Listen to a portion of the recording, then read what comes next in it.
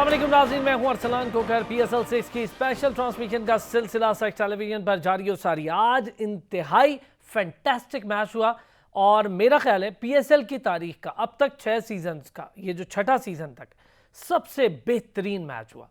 कमाल की परफॉर्मेंस दी इस्लामाबाद यूनाइटेड ने। शादाब मौजूद नहीं थे इस्लामाबाद में और उसके बावजूद इस्लामाबाद यूनाइटेड ने PSL का सबसे बड़ा स्कोर किया। इससे पहले भी इस्लामाबाद यूनाइटेड ही है जिसने 238 रन किए थे 2019 में, वो भी सबसे बड़ा स्कोर था। लेकिन कमाल ये हुआ कि आज 247 करने के बाद जिस तरह से पेशावर ज़ल्मी ने लड़ाई लड़ी उसको जितना अप्रिशिएट किया जाए वो कम है। मैच ज़रूर हार गए, जस्ट 16 रन से मैच हारे, लेकिन कोई बड़ा मार्जिन नहीं है। 247 तक जाना ही बहुत बड़ी बात है। इतना बड़ा प्रेशर होता है जब आप चेस कर रहे होते हैं और जब टॉप बॉलिंग लाइन हो जो कि इस्लामाबाद यूनाइटेड के पास है। आज सिवाय हसन अली के कोई उनका बॉलर खातिर खा परफॉर्मेंस नहीं दे सकता। हालांकि आकिफ ने जो लास्ट ओवर किया बड़ा शानदार रहा, सिंगल सिंगल करके उन्होंने स्कोर किया, वरना आकिफ से पहले वाले ओवर में गौहर की बड़ी पिटाई रही, बाकी बॉलर्स की पिटाई रही। अमेजिंगली ये रहा कि इफ्तिखार को आज ट्राई नहीं किया गया, हालांकि उसको कर सकते थे वहां पर ट्राई। बहरहाल दूसरा मैच जो कि इस वक्त जारी है, बहुत बड़ा मैच है ये भी, लाहौर और कराची का। शायकीन क्रिकेट और ख़ास तौर पे पाकिस्तान और पाकिस्तान से बाहर जो PSL के शायकीन हैं वो इस मैच को बड़े शौक से देखते हैं और हमेशा ये चाहते हैं कि ये मैच हम कभी मिस ना करें। कराची किंग्स के लिए लॉस हो गया।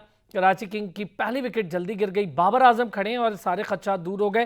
कहा यह जा रहा था शायद बाबर ना खेल पाए अगले मैचेस, लेकिन अल्लाह का बड़ा करम हुआ कि बाबर आजम खेल रहे हैं। मैं इसलिए खुश हूँ कि बाबर आजम PSL ही नहीं इस वक्त वर्ल्ड क्रिकेट की जान है।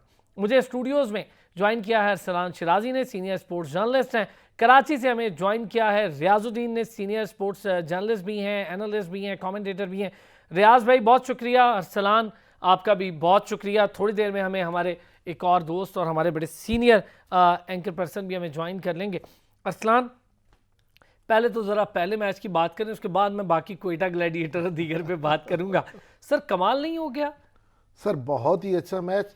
देखें ये दोनों टीमें टॉप ऑफ द टेबल थी, नंबर 1 एंड नंबर 2, और पता चला कि ये क्यों नंबर 1 और नंबर 2 पे थी पॉइंट्स टेबल पे। यही मज़े की बात थी और यही चीज़ थी, और पता चल रहा था कि दो टॉप टीमों का मैच हो रहा है। पहली टीम ने 247 किए, पाकिस्तान की डोमेस्टिक हिस्ट्री में सबसे बड़ा स्कोर है। पहले जो डोमेस्टिक हिस्ट्री का T20 का स्कोर था वो 243 था, कराची डोल्फिन ने किया था, और अब ये रिकॉर्ड भी इस्लामाबाद यूनाइटेड के पास आ गया। 238 वाला आपने PSL का रिकॉर्ड बता दिया था। बहुत अच्छा खेले, पहली सेंचुरी की ख्वाजा ने, और इसी तरह परफॉर्मेंस आती रही। लेकिन जैसे चेज किया, जिस तरह गए, एक बार तो डरा दिया था सर, लग यही रहा था। और मेरे ख्याल में जब तक मलिक खड़े हुए थे तो मैं भी यही सोच रहा था कि ये मैच ले जाएंगे, लेकिन फिर 233 तक जाना, तो मुझे तो ये मैच जिस तरह ऑस्ट्रेलिया और साउथ अफ्रीका का 434 वाला मैच था वो लग रहा था। सिर्फ आखिर पे डिफरेंस ये आया कि चेज नहीं हो पाया। One of the best match no doubt, और मज़ा आया, और यही PSL का मज़ा है। अच्छा रियाज भाई आज का मैच देखा, कैसा रहा? मेरा ख्याल है इससे इंटरेस्टिंग मैच मैंने तो नहीं देखा PSL में। बिस्मिल्लाहिर्रहमानिर्रहीम, बहुत शुक्रिया अरसलान। बिल्कुल बिलाशुबा ये पाकिस्तान क्रिकेट की तारीख में इस PSL का आज का दिन जो था वो बहुत ही इंतहाई अच्छा दिन था। आप इसको कह सकते हैं कि एक मार्कतुल आरा परफॉर्मेंस का मुजाहरा किया खिलाड़ियों ने, ख़ास तौर से ऐसे नई कंडीशन में, नए वेन्यू पे और नए ग्राउंड पे। गो के ये जो विकेट थी जो इससे पहले मैचेस हुए थे उसमें आप ये देखें कि मतलब वो बॉलर्स के लिए भी साजगार थी, स्पिनर्स के लिए भी, बैटिंग के लिए भी, लेकिन आज ड्यू फैक्टर नहीं था और बैट्समैनों ने खुल के बैटिंग की। आज की जो विकेट थी उसको बैट्समैन ने बड़ी अच्छे तरीके से इस्तेमाल किया और ये हाईएस्ट स्कोर था।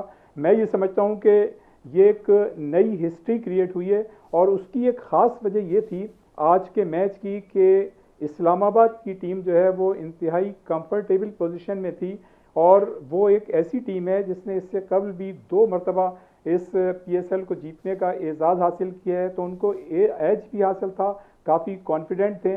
और जैसा कि आपने कहा कि फिर बाद में जो पेशावर की टीम ने उसने बाद में अच्छी मतलब बैटिंग का मुजाहरा किया, लेकिन अगर हजरत उल्लाह अगर वो पहली गेंद पे आउट ना होते तो हाँ। ये बात कही जा सकती है कि मोमेंटम पेशावर की चेंज हो टीम जो सकता है था मैच वो और का। मजीद बेहतर खेल का मुजाहरा कर सकती थी, और जिस तरह से उन्होंने 232 किए हैं, सिर्फ 15 रन का उनको फर्क पड़ा। अगर ओपनिंग बैट्समैन इतनी जल्दी आउट ना होते तो यकीनन ये मैच और क्लोज हो सकता था। वैसे भी दोनों टीमों के बैट्समैनों ने बेहतरीन परफॉर्मेंस का मुजाहरा किया। हसन अली ने बड़ी अच्छी गेंदें की। ठीक है तो रियाज ये भाई, समझता मैं हूं कि इसके साथ हमें अभी अभी ज्वाइन किया है मिर्ज़ा इकबाल बेग साहब ने। पाकिस्तान में कौन नहीं उनका नाम जानता, बेहतरीन जर्नलिस्ट, बेहतरीन एंकर पर्सन। हम उन्हें देख के चीज़ें सीखते हैं और हमारे लिए सीनियर और देखने वालों के लिए उन्हें सबसे ज़्यादा पसंद इस बात पे किया जाता है कि रिकॉर्ड उन्हें ऐसे अजबर याद हैं कि मेरा ख्याल है पाकिस्तान में शायद ही कोई हो कि जो उनको रीच कर सके। मिर्ज़ा साहब बहुत शुक्रिया sir, thank you so much. मुझे पता है कि आपके पास ज़रा वक्त की कमी है, इसलिए 2-3 सवाल आपसे सर ज़रा जल्दी जल्दी कर लेता हूँ। सर एक तो ये बताएं कि बहुत सारी चीज़ें हो रही हैं, आमिर का वापसी वाला मामला भी आपके सामने है। आप समझते हैं कि आमिर की परफॉर्मेंस इस वक्त की हालिया देखकर को वापसी के दरवाजे उसके लिए खुल सकते हैं? बहुत बहुत शुक्रिया अरसलान खोकर साहब। मसला ये है कि पाकिस्तान क्रिकेट बोर्ड के चीफ एग्जीक्यूटिव आमिर से जाकर मिले और किसी और प्लेयर से क्यों नहीं जाकर मिले कि जो पाकिस्तानी टीम से बाहर हुआ, और आमिर ने पाकिस्तान के लिए क्या कारनामा सर अंजाम दे दिया कि वो मजबूर हो गए उससे जाकर मिले। और ये कंफर्म हो गया है कि पीसीबी के चीफ एग्जीक्यूटिव वसीम खान साहब आमिर से मिले और आमिर तैयार हो गए वापसी के लिए। एक तरफ वो ब्लैकमेल करते हैं कि मैं मिसबाउल हक और वकार यूनुस की कोचिंग में नहीं खेलूंगा, और दूसरी तरफ वो उनको यकीन दिलाते हैं कि मैं अब वापस आ जाऊंगा। इतने सारे फास्ट बॉलर खोकर साहब आ चुके हैं कि अब आमिर की जगह नहीं बनती। आमिर पाकिस्तान क्रिकेट बोर्ड को ब्लैकमेल कर रहे हैं। उन्होंने जो कारनामा सर अंजाम दिया उससे पूरे मुल्क के शायकीन क्रिकेट के सर शर्म से झुक गए, और जिस तरीके से वो इंग्लैंड में जेल काट कर आए, उन्हें तो शुक्रगुजार होना चाहिए पाकिस्तान क्रिकेट बोर्ड का कि जिसने जो है उनके लिए जिद्दोजहद की, आईसीसी में उनके लिए फाइट की। इंग्लैंड में अगर कोई आदमी जेल से रिहा पर आए वो दोबारा दाखिल नहीं हो सकता, उसके लिए वीजा लिया, न्यूजीलैंड का वीजा लिया और उसको क्लियर कराया। लेकिन अब चूंकि आमिर की अहलिया जो है वो ब्रिटिश नेशनल है और उनको भी वहां तकरीबन रहने का परमिट मिल गया है, तो वो चाह रहे हैं कि थोड़ा सा पाकिस्तान टीम में आए ताकि अगले साल जब आईपीएल हो तो वो आईपीएल में चूंकि ब्रिटिश नेशनल हो जाएंगे तो वो आईपीएल में जाके हिस्सा लें। तो आप मुल्क के इज्जत और वकार का सौदा कर रहे हैं और आप चालाकियां दिखा रहे हैं। आप बच्चे थे, लोग कह रहे हैं 2010 में आमिर ने जो किया बच्चा था, तो आमिर तो वापस आ गया, फिर सलमान बट और आसिफ ने क्या बिगाड़ा था, उनको क्यों नहीं लेकर आए। और पीसीबी का ये दोहरा मयार है कि एक प्लेयर जो कि खुद कह रहा है, जो क्रिटिसाइज कर रहा है टीम मैनेजमेंट को कि मैं नहीं खेलूंगा, आप चीफ एग्जीक्यूटिव साहब उसके घर जा रहे हैं। किसके कहने पर घर जा रहे हैं? मैं आपको बताता हूं कि मुझे मेरे जराए ने बताया कि चीफ एग्जीक्यूटिव की वसीम अकरम से बात हुई थी, क्योंकि वो पसे पर्दा क्रिकेट बोर्ड को वसीम अकरम ही रन कर रहे हैं। तो वसीम अकरम के कहने पर चीफ एग्जीक्यूटिव साहब को अपनी नौकरी बचानी है। फरवरी में उनका कॉन्ट्रैक्ट खत्म हो रहा है, सितंबर में चले जाएंगे एहसान मानी साहब, तो इसलिए वो जो थे वो उनके घर चले गए ताकि उनको बना लिया जाए। ये मेरी समझ से बाहर है खोकर साहब। सर आपने बिल्कुल दुरुस्त कहा, मैं इसीलिए आपका व्यू इस पे लेना चाह रहा था। 2-3 चीज़ें हैं, इंशाल्लाह किस दिन और आपको थोड़ा सा तंग कर लूँगा। सर मिडिल ऑर्डर पे बहुत ज़्यादा प्रॉब्लम है पाकिस्तानी टीम को। अगर आप अभी भी देख लें तो हमारे पास जितनी टीम्स हैं, इस्लामाबाद यूनाइटेड को छोड़ देते हैं, बाकी सारी टीम मिडिल ऑर्डर पे बहुत ज़्यादा स्ट्रगल कर रही हैं। इसी तरह पाकिस्तानी टीम का हाल है। आज़म खान की सिलेक्शन हुई है, सर इस पर आपका क्या व्यू है? देखिए खोकर साहब, Azam Khan, I have nothing against him, बड़ा अच्छा बच्चा है, टैलेंटेड है, लेकिन जिस अंदाज से उसको पाकिस्तान क्रिकेट टीम में लाया गया वो सरासर ज्यादती है उन लड़कों के साथ जो डोमेस्टिक सीजन खेल रहे होते हैं। आजम खान ने 2018 में पीटीवी की जानिब से ग्रेड 2 में क्रिकेट शुरू की। अरसलान शिराजी साहब आपके पास बैठे हुए हमारे दोस्त हैं। और फिर उसके बाद आजम खान जो है वो T20 खेला, कोयटा ग्लैडिएटर्स की टीम में आ गया, पीएसएल में उसने हिस्सा लिया, गॉल ग्लैडिएटर्स की जानिब से खेला, लेकिन बहुत जल्दी है और उसके लिए इतनी हाइप बना दी गई कि वो दिन में 46 छक्के लगाता है, 100 छक्के लगाता है। वो हार्ड हिटिंग बैट्समैन है, पावर हिटर है। लेकिन आपने देख लिया क्या हुआ, आजम खान ने जो 6 मैच अब तक हुए पाकिस्तान सुपर लीग के 2021 के, उनमें मजबूरी तौर पर उसने सिर्फ 82 रन बनाए, जिसमें उसका हाईएस्ट स्कोर 33 रन है जो लाहौर कलंदर्स के खिलाफ था। तो आप अंदाजा लगा लें। और फिर चालाकी देखें कि टीम का ऐलान पीएसएल शुरू होने से पहले ही कर दिया गया। अब जो लड़के पीएसएल में परफॉर्म कर रहे हैं उनके ऊपर कोई नजर नहीं डालना। हैदर अली नाकाम हो गया पीएसएल में, वो पाकिस्तानी टीम में, आजम खान पाकिस्तानी टीम में। मेरी तो समझ में नहीं आता, चीफ सेलेक्टर मोहम्मद वसीम शायद उनकी डोरियां भी कहीं और से हिलाई जा रही हैं, जिसकी वजह से वो फैसले खुद नहीं कर रहे, खुद मुख्तारी के अंदाज से नहीं कर रहे, वो किसी के कहने पर फैसले कर रहे हैं। और जानबूझ के खोकर साहब इन्होंने साउथ अफ्रीका और जिम्बाब्वे के दौरे में अपने मिडिल ऑर्डर को हल्का रखा ताकि किसी के लिए जगह बनाई जा सके। एक एक मैच में 4-4 ओपनर्स खेले, फखर जमान, शर्जील खान, बाबर आजम, मोहम्मद रिजवान। तो आप किसके लिए जगह बना रहे थे, ये तो सब समझते हैं। और फिर अब उन्होंने वही अपनी बात को सही साबित किया और वो आ गया। आई हैव नथिंग अगेंस्ट हिम, बड़ा टैलेंटेड है, अभी थोड़ा सा वो अपनी फिटनेस पे काम करे। अच्छा लड़का है, हिटे मारता है, उसमें पावर हिटिंग की एबिलिटी है, लेकिन ये तो नहीं कि आप उसको दौरे पे ले जाए, वर्ल्ड कप खिलवाने के चक्कर में आप दीगर लड़कों को कुर्बानी की भेंट चढ़ा दे, ये सरासर ज्यादती है। सर लास्ट क्वेश्चन है, उसके बाद आपको बिल्कुल आप जा सकेंगे सर, मुझे पता है आपके पास टाइम की कमी है। सर शोएब मलिक की क्या गलती है? देखिए, दरअसल ये टीम मैनेजमेंट ऐसे खिलाड़ियों को अपने साथ रखना चाहती है जो भाई के हैं, मिसबा भाई, वकार भाई, जो जूनियर हो। अगर सीनियर प्लेयर आ गए इनके साथ तो फिर वो आंखें भी दिखा सकते हैं, वो इनके साथ आर्गुमेंट्स भी कर सकते हैं। तो इन लोगों को उन्हीं की, अब देखे वहाब रियाज को इन्होंने नहीं रखा, अभी तक वो 14 विकेटों के साथ शाहनवाज दहानी के साथ टॉप विकेट टेकर है। अब शाहनवाज दहानी T20 का बॉलर है, अच्छा उसने एक सीजन फर्स्ट क्लास खेला है, आपने उसे टेस्ट के लिए जिम्बाब्वे भेज दिया, अब उसे टेस्ट के लिए वेस्ट इंडीज भेज रहे हैं, जहां उसकी सर्विसेज को यूटिलाइज करना चाहिए। दहानी ने भी 14 विकेटें ली है अभी और अच्छी बॉलिंग की है पीएसएल में, तो आपने टीम का ऐलान पहले ही कर दिया। मेरे ख्याल में शोएब मलिक हुए, वो हफीज की भी तलाश में है। मैं बता रहा हूं आपको, अगर हफीज इंग्लैंड में या वेस्ट इंडीज के खिलाफ जो 5 T20 है उनमें खुदा न खास्ता नाकाम हुए तो हफीज की भी छुट्टी कर देंगे, क्योंकि ये जूनियर खिलाड़ियों पर मुश्तमिल टीम बनाना चाह रहे हैं कि जो इनके हर हुक्म के आगे सरे तस्लीम खम कर दे। सर बहुत बहुत शुक्रिया, बहुत बहुत शुक्रिया। Senior sports anchor, senior sports journalist, Pakistan का बड़ा नाम मिर्ज़ा इकबाल बेग साहब ने आज वक्त निकाला हमारे लिए, थोड़ी सी वक्त की कमी थी उनके पास। बहुत शुक्रिया sir, thank you so much. Shirazi साहब बड़ी ज़बरदस्त, मेरा ख्याल है मिर्ज़ा साहब हमेशा, मैं जब भी उन्हें देखता हूँ, बल्कि हम तो सीखते हैं उनसे, क्या देखते हैं सीखते हैं, बड़े आउटस्पोकन है और कभी डरने की ज़रूरत नहीं उन्हें पड़ी, क्योंकि वो जानते हैं चीज़ों को। मैं ज़रा यहाँ से आप दो हज़रात से शुरू करूँगा, फिर वापस मैच पे आते हैं। ये जो बात इन्होंने कही है कि जानबूझकर मिडिल ऑर्डर को हल्का रखा गया, अग्री करते हैं इस बात से? देखें, मिर्ज़ा इकबाल बेग साहब को हमारा सलाम है, क्योंकि वो बिल्कुल साफ, उन पे कोई दाग नहीं है, साफ सुथरे बंदे हैं, तो फिर बात भी साफ सुथरी करते हैं। किसी से ना उन्होंने कुछ लेना है और ना किसी को देना है। जो रियलिटी होती है, ठीक है, उनके बड़े पर्सनल लिंक्स होंगे मुइन खान के साथ, बच्चा बड़ा अच्छा है उनका, लेकिन जो उन्होंने रियलिटी थी वो बिल्कुल बयान कर दी।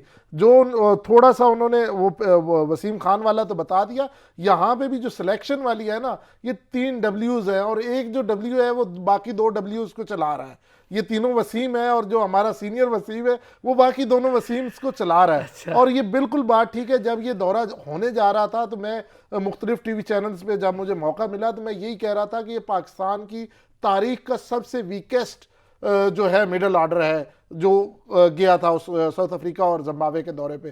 तो मुझे वाकई उस वक्त ये समझ नहीं आ रही थी कि ये क्यों इतना वीक क्यों गया है। आज देखें, सीनियर हमेशा क्या पॉइंट, मेरा ख्याल है इतनी जबरदस्त पॉइंट आउट किया, जो उन्होंने पॉइंट आउट किया, बिल्कुल ये लोगों की जगह बनाने के लिए हर बंदा कह रहा था, बिल्कुल सीनियर है, हमारी अभी वो एज नहीं है, उन्होंने बिल्कुल ठीक पॉइंट आउट किया, जगह बन रही थी और हमें नजर आ रहा है। मैं जरा आप दो हजरात से ना और इस पे डिस्कस करूं एक चीज और, कि शोएब मलिक वाली जो बात की है, अगर हम भेंट चढ़ाते रहे इस बात की कि हमें इससे खतरा यूं है और उससे खतरा यूं है, ये हमें ऐसे पसंद नहीं और ये हमें वैसे पसंद नहीं, तो फिर लगता है कि टीम का बड़ा बुरा हाल होना है। वर्ल्ड कप में हमने पहले वर्ल्ड कप का एक्सपीरियंस वनडे का करके देख लिया, अब T20 का एक्सपीरियंस हमारे लिए एक बड़ा ख़तरनाक मरहला होगा, क्योंकि हमें चैम्पियंस ट्रॉफी जीतने के बाद बड़ी खुशी थी कि शायद अब हम T20 की नंबर 1 टीम है। रियाज भाई, आपने सुना मिर्ज़ा साहब को, मुझे ज़रा यहीं से जो मैं शिराजी साहब से पूछ रहा था, आपका व्यू भी इस पर ले लूँ कि आपको भी ऐसे लग रहा है कि कुछ जगह बनाई गई थी मिडिल ऑर्डर में और शायद हफीज़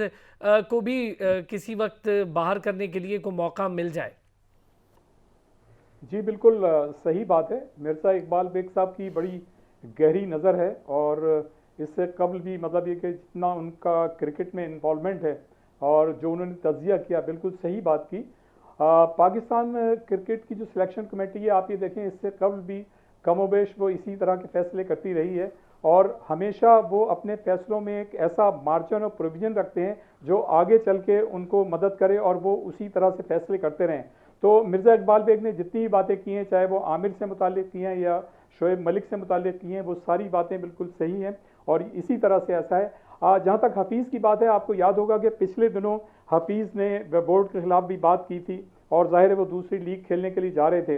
तो सिलेक्शन कमेटी जो है, जाहिर है उनसे कंफर्टेबल अपने आप को महसूस नहीं करती और ये बिल्कुल सही बात है कि वो बहुत से ऐसे सीनियर प्लेयर हैं जिनसे वो जान भी छुड़ाना चाहते हैं। लेकिन जैसे अब शोएब मलिक, आपने देखा कि PSL में मुस्तकिल कमोबेश अच्छी परफॉर्मेंस का मुजाहरा कर रहे हैं, लेकिन वही वाली बात जो मिर्ज़ा इकबाल बेग साहब ने कही कि हम अभी टूर पे गए नहीं है और उससे पहले जो PSL हो रही है, PSL से पहले ही हमने जो है टीम का ऐलान कर दिया। तो ये एक ऐसी चीज़ है जिससे बहुत सारे सवालात उठते हैं कि जब आपने टीम का ऐलान करना था तो कम से कम अगर ये PSL के 4-5 मैचेस हो जाते, आप टीम के खिलाड़ियों की मजीद परफॉर्मेंस देख लेते और उसके बाद फिर अगर टीम अनाउंस करते तो वो एक बेहतर फैसला होता। अच्छा, इसका एक हल था रियाज भाई, मैं आप 2 हज़रात से चलें, इसका एक हल नहीं था शिराजी साहब के हम जिन लोगों को ले जाना चाह रहे थे या जो हमारी नज़र में थे, फ़र्ज़ करें आमिर हो गया, शोएब मलिक हो गया, वहाब हो गया, इनके वीज़े लगवा लेते, नहीं ले जाना था ना ले जाते,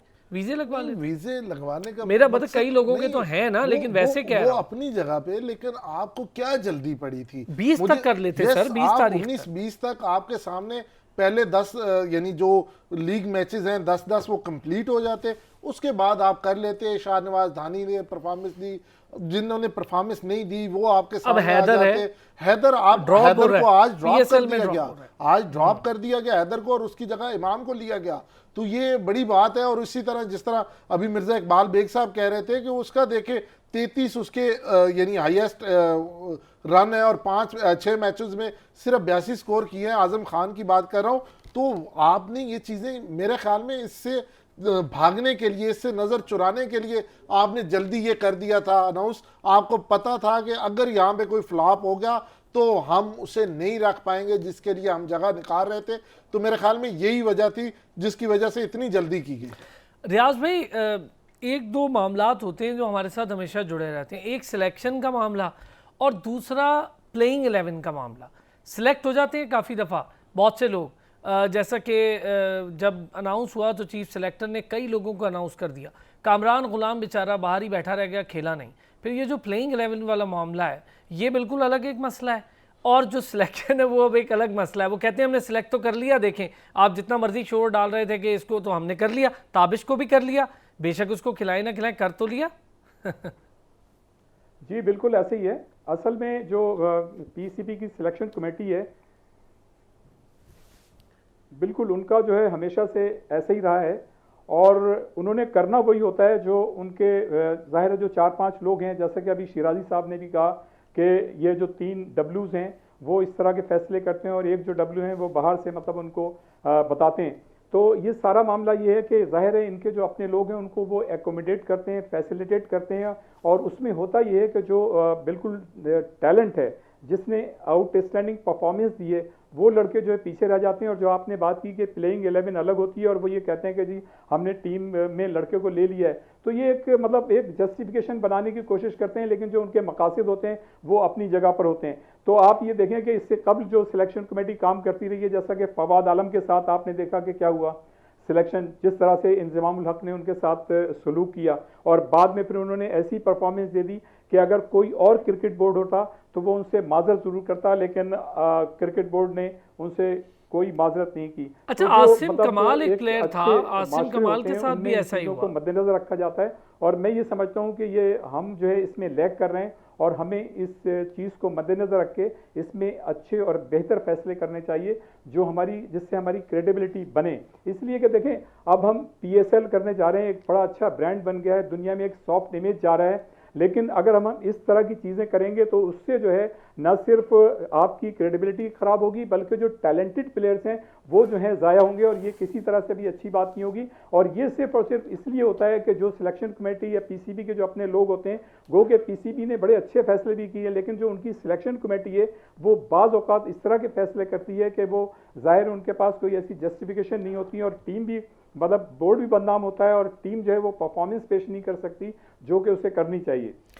असलान शहज़ाद साहब, शोएब मलिक का ना होना एक डैमेजिंग पार्ट होगा हमारे लिए, जिस तरह की परफॉर्मेंस दे रहे हैं। ये मैं ज़रा इस हवाले का लास्ट क्वेश्चन करता हूँ, फिर इसके बाद हम ज़रा मैचेस और पीएसएल के पॉइंट्स टेबल पे भी बात करते हैं। लेकिन अगर हकीकी मानों में शोएब मलिक किसी हवाले से वर्ल्ड कप का हिस्सा नहीं होते, और हम समझते हैं कि नए यंगस्टर्स के साथ हम वर्ल्ड कप में उतर जाएं बग़ैर एक्सपीरियंस के, आपको एक्सपीरियंस की ज़रूरत है। आपकी बॉलिंग लाइन में एक स्ट्रेंथ हसन अली के रंग में आ गई है। हसन अली इन कलर है, क्या शानदार बॉलिंग कर रहा है। आज इतनी मार पड़ रही थी सबको, और एक हसन अली था जिसने 3 ओवरों में 16 रन दे रखे थे, और वो लास्ट ओवर थोड़ा सा उसका एक्सपेंसिव हो गया, लेकिन फिर भी वो अच्छा कर गया। तो क्या एक्सपीरियंस के बगैर वर्ल्ड कप जैसा बड़ा इवेंट खेलना आपको लगता नहीं है कि एक बड़ा ही रिस्की काम हो सकता है? देखिए, मज़ा तभी आता है जब यंगस्टर्स के साथ आपका एक्सपीरियंस्ड हो और वो यंगस्टर्स को लेके चले। पिछले दिनों में जब हैदर अली ने नेशनल टीम के लिए जिम्बाब्वे के खिलाफ एक इनिंग खेली, तो उसने कहा कि दूसरी साइड पे हफीज़ था, दूसरी साइड पे मलिक था जो मुझे चला रहा था। हफीज़ ने खिलाया तो सबने देखा, सही तो बात है। वो चीज़ें हमें मिस करेंगे वर्ल्ड कप में अगर हम हफीज़ और मलिक के साथ नहीं जाएंगे। मिर्ज़ा इकबाल साहब, बेग साहब बड़े यानी बाखबर आदमी है और बड़े सर ऐसे नहीं कहा उन्होंने, नहीं, ये बात सही हाँ, है। हफीज वाला अगर मामला ये बात है तो ये कहीं पे बात हुई है तो उन तक पहुंची है, और ये बात अगर हुई है तो वो इस बात पे नजरें अटकाए बैठे हैं कि कहीं थोड़ी सी गलती हो और हम इसको साइडलाइन कर दे। और अगर ये साइडलाइन किया गया तो ये पाकिस्तान के लिए बड़ा मुश्किल होगा। पाकिस्तान की जो टीम है वो बुरी तरह नाकाम होगी वर्ल्ड कप में। आप इतने यंगस्टर्स के साथ आप बुरी तरह नाकाम होंगे। अगर किसी के माइंड में ऐसा है तो मैं कहता हूँ खुदारा पाकिस्तान के लिए ऐसा ना करे, बल्कि मैं तो ये भी कहूंगा कि मलिक जिस फॉर्म में है आज भी, जिस तरह उसने यूटिलाइज करें सर, उसको भी यूटिलाइज करें। ये आखिरी इनका वर्ल्ड कप है, वो खिलाएं, ये खुद ही छोड़ के चले जाएंगे। आखिरकार मार्टिन गुप्टिल ने छक्का मार दिया शिराजी साहब, अब स्कोर होना शुरू हो गया। मार्टिन गुप्टिल क्रॉस कर गया अपना कम वाला स्कोर और 24 रन पर इस वक्त खड़े हैं। 50 प्लस स्कोर है, 56, 7 कुछ ओवर्स में। आ जाते हैं सर मैच पे, बहुत ज़्यादा हो गई अब बात पीसीबी और क्रिकेट पे, इंशाल्लाह आगे भी करते रहेंगे। रियाज भाई, आज के मैच की ख़ास बात, टर्निंग पॉइंट, बहुत सारी चीज़ें हो सकती हैं, लेकिन आपको लगता नहीं है कि जैसे कि एक्सपीरियंस प्लेयर शोएब मलिक खड़ा रहा और पूरा स्कोर वो करवाता रहा, तो एक टाइम पे सब लोग बड़ा डर गए थे, और फिर वहाब रियाज के साथ उमैद आसिफ ने अच्छी आके ज़रा शराकत दारी की। तो इसका मतलब ये कि रंग में है पेशावर ज़ल्मी, प्लेयर्स की कमी ज़रूर है उसके पास, लेकिन उसके बावजूद हल्की टीम नहीं है। हाँ बिल्कुल, you are absolutely right, I am with you. इसलिए कि इतना ज़्यादा स्कोर होने के बावजूद जिस तरह से पेशावर ज़ल्मी ने अपनी परफॉर्मेंस पेश की है और जिस इस्तकामत के साथ, कॉन्फिडेंस के साथ वो खड़े रहें, उससे ये बात बिल्कुल जाहिर होती है कि ये जो देखिए इस तरह का जो मैच था ना, इसी में आप अपनी जो चीज़ें हैं उसको अगर मैनेज करने की सलाहियत रखते हैं तो आप ज़्यादा बेहतर परफॉर्मेंस दे सकते हैं। और बिल्कुल आपने सही कहा कि शोएब मलिक ने जो परफॉर्मेंस दिखाई है बहुत ही शानदार परफॉर्मेंस थी। और जो हम पहले बात कर रहे थे कि अगर इस टीम का अनाउंसमेंट जो बाहर जारी है अगर बाद में होता तो यकीनन शोएब मलिक जो है इस टीम में होते, लेकिन मैं ये समझता हूँ कि अब जो उन्होंने परफॉर्मेंस पेश कर दी है तो यकीनन जो वर्ल्ड कप होगा उसके लिए वो टीम के लिए मेरे ख्याल से उनको उस सिलेक्शन कमेटी जो है उसको नज़र रखनी चाहिए। लेकिन ये कि आज दोनों टीमों ने बहुत ही अच्छी परफॉर्मेंस का मुजाहरा किया। और मैं एक बात ज़रूर कहूँगा कि जैसे मैंने पहले कहा था कि अगर हजरतुल्लाह अगर पहली गेंद पे आउट ना होते, ये बात सही है वैसे आपकी, जिस तरह से उनके दूसरे बैट्समैन खेले हैं, तो अगर उनको और मतलब ये कि पहले पार्टनरशिप उनकी अच्छी लग जाती तो वो मज़ीद कॉन्फिडेंट होके, मैं ये समझता हूँ कि ये ज़्यादा क्लोज होता मैच, और कोई भी टीम जो है 15 रन का जो था फासला इतना बड़ा नहीं था जिस तरह से वो खेल रही थी पेशावर ज़ल्मी की टीम।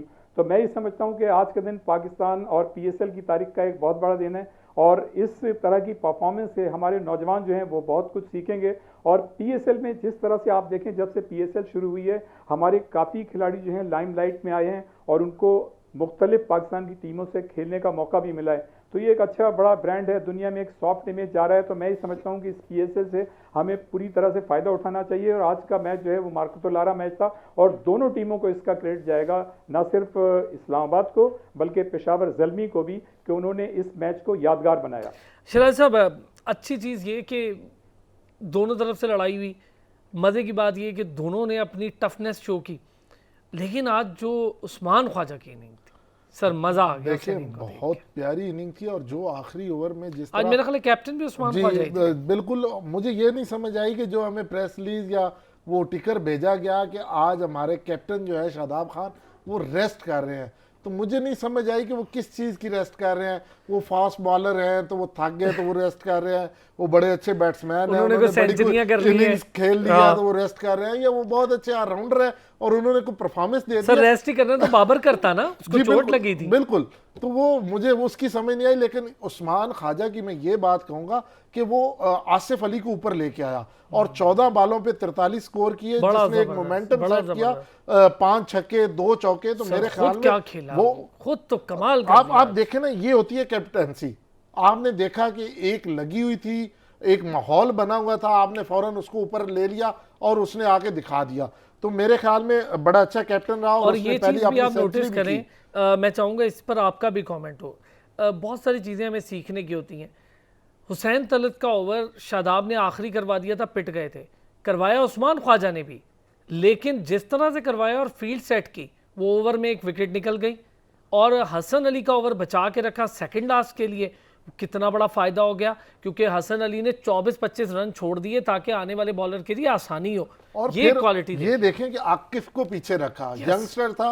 कोई हमारा कैप्टन या शादाब होता तो वो हसन अली को ओवर आखिर पे ऐसा ही रखता है। और उससे पहले नहीं सर, डैमेज हो चुका वो होता। हुसैन तलत का रखता। वैसे नहीं, मैं अगर इस सिनेरियो की बात करूं कि आखिर पे ये दोनों होते तो वो ये करता, लेकिन आपने आकिफ का ओवर देखा, सर, सिर्फ 7 स्कोर सिंगल, दिए, सिंगल, सिर्फ सिंगल, सिंगल, yes, और सिंगल। कैसे ब्लॉक होल में फेंक रहा था। हालांकि उससे और पहले छक्के भी लग रहे थे, चौके भी लग रहे थे। बिल्कुल, 17 का उससे पिछला हसन अली को महंगा 15 का ओवर लगा, महंगा उसके पिछले वाला 19 का ओवर गया जो 17वां ओवर था। लेकिन मजे की बात ये देखें कि आकिफ को उसने कैसे रखा हुआ था और आकिफ ने पूरा उतरा उस बात पे।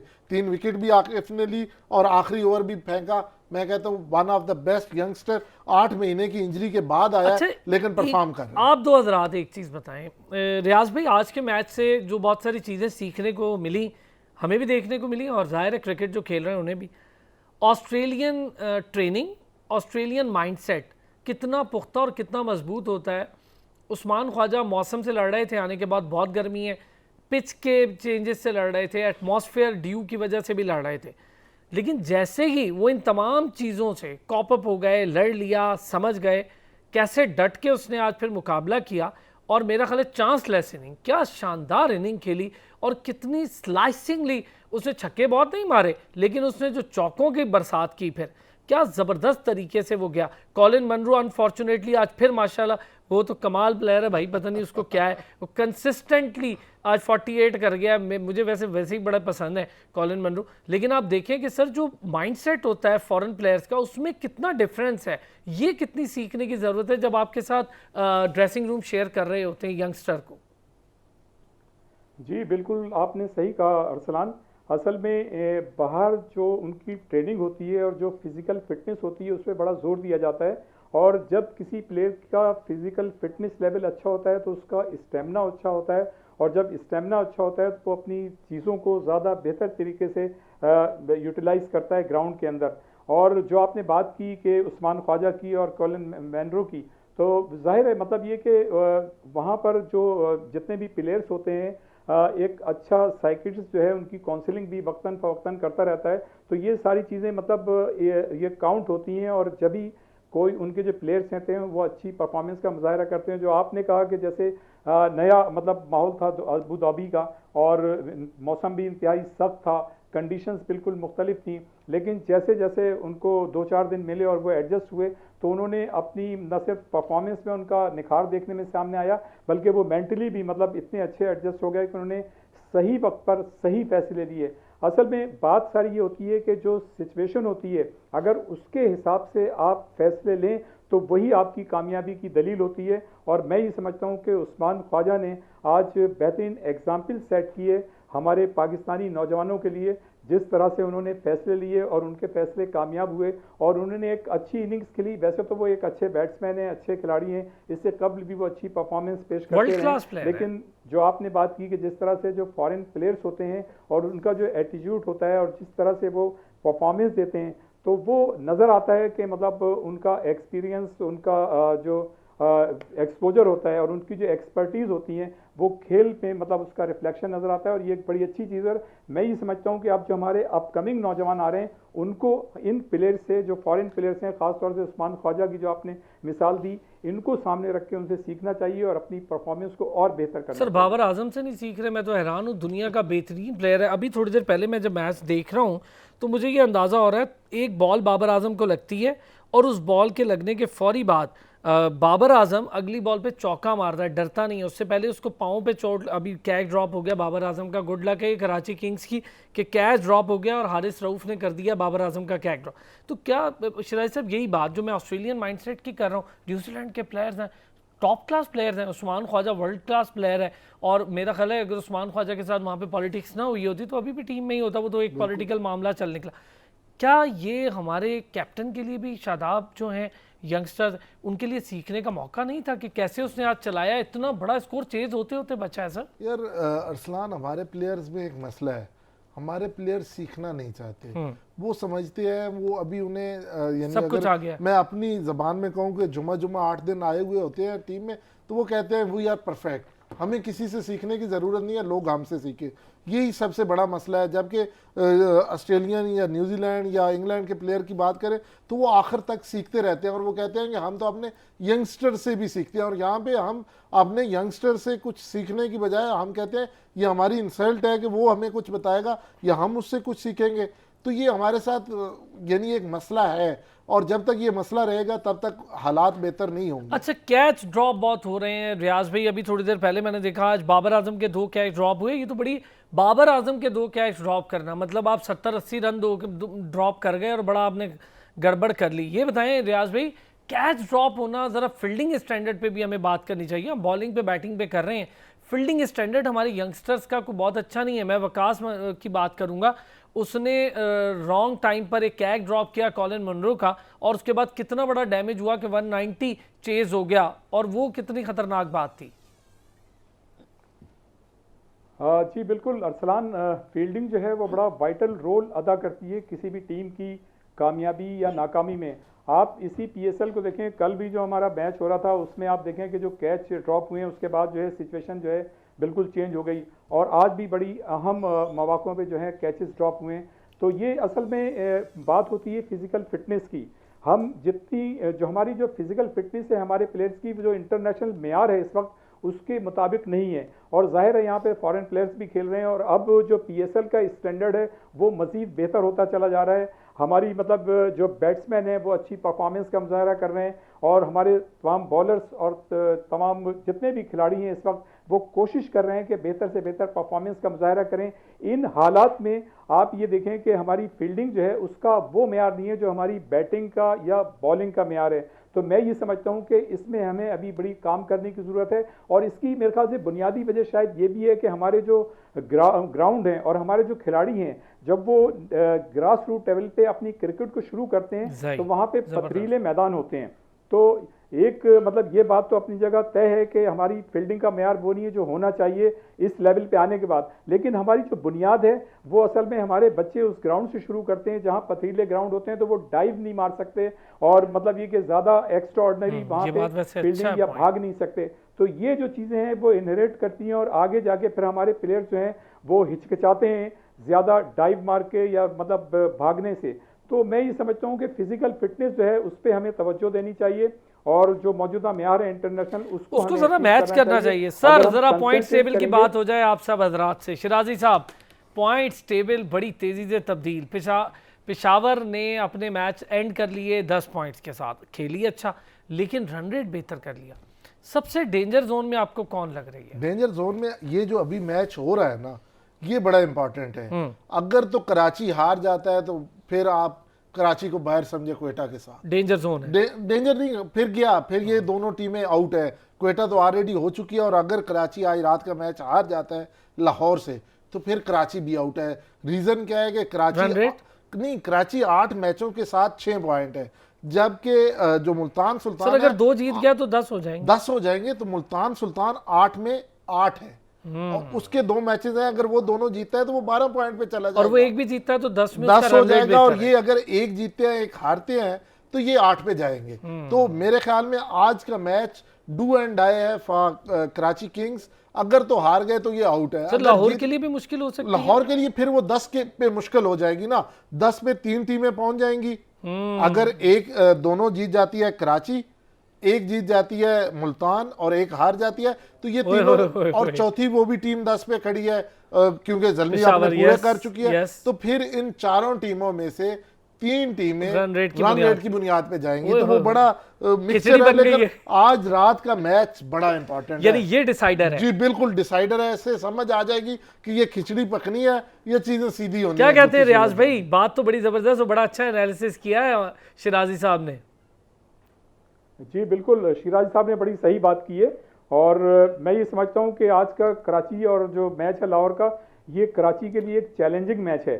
और अगर आज कराची इस मैच को हारती है तो यकीनन फिर उसके लिए चांस जो है ख़त्म ही हो जाएगा। इस्लामाबाद तो पहले ही निकल चुकी है, पेशावर और लाहौर जो है वो ज़ाहिर है कंफर्टेबल पोजीशन में। मुल्तान के लिए थोड़ा सा उन्हें भी देखना होगा अपने लिए। लेकिन अगर आज कराची की टीम हार जाती है तो फिर बाकी टीमों के लिए चांस जो है ज़ाहिर है मुल्तान के लिए ओपन होगा। लेकिन कराची को, जैसा शिराजी साहब ने कहा कि आज का मैच जो है उनके लिए डू और डाई वाली सिचुएशन है। अगर आज वो अच्छा खेलते हैं उनके पास चांस है, वरना जाहिर है वो ज्वाइन करेंगे फिर कोयटा की टीम को। और देखना ये होगा कि बहरहाल ये अभी तक के जो मैचेस हुए हैं बड़े अच्छे हुए हैं, बहुत ही आउटस्टैंडिंग परफॉर्मेंस दी है हमारे प्लेयर्स ने। इसके बावजूद कि अबू धाबी का मौसम जो था वहाँ काफ़ी ज़ाहिर ह्यूमिडिटी, सही बात है, वहाँ लड़कों ने बड़ी जान मौसम जो था मारी। खिलाड़ियों को तंग कर रहा था, लेकिन उसके बावजूद उन्होंने अपनी परफॉर्मेंस पे कंसंट्रेट किया और इस पीएसएल को और मजीद 4 चांद लगा दिए। गो के अगर ये पीएसएल कराची में कंटिन्यू होती तो इसका मज़ा कुछ और होता है। लेकिन बहुत सी टीमें इस चीज़ से भी मुतासिर हुई कि उनके जो नए खिलाड़ी उसमें शामिल हुए, जैसे कोयटा की टीम थी तो वो कोयटा की टीम का कॉम्बिनेशन नहीं बन सका। इसी तरह दूसरे भी टीमें हैं जिन जो मुतासिर हुई अपने खिलाड़ियों को जो उन्होंने नए लिए या उनके पुराने खिलाड़ी निकल गए, तो ये भी एक बहुत बड़ा फैक्टर था। लेकिन उसके बावजूद जो है पीएसएल जो है अपने बेहतरीन अंदाज में इख्तिताम की तरफ जा रही है। चलो और मैं ये एक समझता अच्छी हूं चीज़ कि है, ये एक अच्छी पाकिस्तान चीज़ है। क्रिकेट सर ये बोर्ड जो है, बताएं, इसके लिए आज बार-बार बड़ेपन का मुस्तैद है। मुजाहरा हुआ शाहीन आफरीदी की तरफ से इंस्टा पर। उसने फ़ौरन से अपडेट किया कि मुझे खामोश रहना चाहिए था। सैफ़ी भाई मेरे कैप्टन थे, हैं और रहेंगे। उन्होंने कहा मैं उनकी बहुत रिस्पेक्ट करता हूँ, वो हीट ऑफ द मोमेंट थी। मैं भी यही कह रहा था कि ऐसा हो जाता है। सरफराज को भी बाउंसर पे कोई ऐसी बात नहीं करनी चाहिए थी। क्या हो गया अगर बॉलर ने कर ली? अच्छा, अच्छी बात यह है कि शाहीन की कि अच्छा बॉलर है। अब मुझे ज़रा बड़ा बॉलर भी लग रहा है कि यार ये उसने अच्छा किया। क्या कहते हैं शिराज साहब? नहीं, उसमें जब मैंने ट्विटर पे उसने ट्वीट किया है तो जिस तरह से लाहौर कलंदर की मैनेजमेंट के लोगों ने और हफीज़ ने उसको रीट्वीट करके ऊपर लिखा है शाबाश, तो मुझे लगा है कि उससे ज़्यादा ये होता है सीनियर प्लेयर्स का देखें, रोल। फ़र्क है। ये जी हाँ, इस जी तरह हाँ, वो जी हाँ। लेके अपने प्लेयर्स को चलते हैं। ठीक है, उससे गलती होगी, माफ़ी उसने वहाँ पे भी मांग ली, उससे गलती हुई, इसमें कोई दूसरी राय और नहीं थी। कितनी अच्छी बात है कि सरफराज को रिस्पेक्ट दी। ये सीनियर्स इस तरह करते हैं। अब मेरा जो अपना जाती ख्याल है, मेरी अभी किसी से बात नहीं हुई, जब होगी तो आपको बताऊंगा।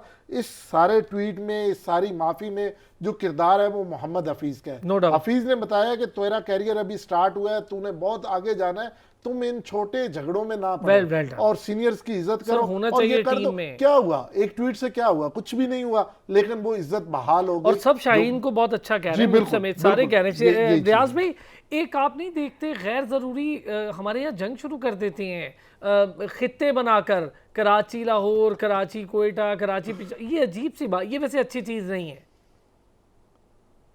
नहीं, मेरे ख्याल से अब हमारे शायकीन जो हैं उनको भी अपना जो सोचने का अंदाज़ है उसको पॉजिटिव अंदाज में अब लेना चाहिए।